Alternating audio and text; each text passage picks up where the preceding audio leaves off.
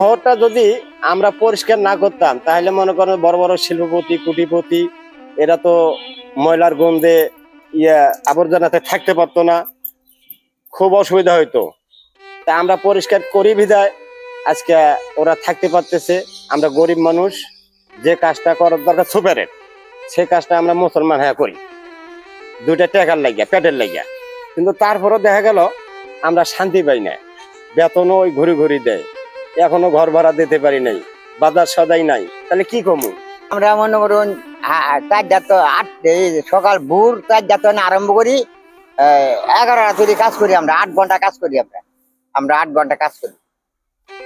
এই যে কাজের বিনিময়ে যতটা প্রত্যাশা করেন ততটা কি পান আসলে? কিভাবে চলেন এই বেতন দিয়ে? না আল্লাহ চালা এখন কি করবো গর্ব মধ্যে করে ধার মার করে চলি। আমরা যদি পরীক্ষা না করতাম তাহলে ঢাকার মাঝে চলাফেরা করা হতো না, কোনো কিছু করা হতো না। তাহলে আমি ঠিক মতো যে পরিশ্রম করি এর মধ্যে বেতন আঙ্গুর হয় না, ঠিক মতো বেতনও যায় না। আপনাদের চাওয়া কি?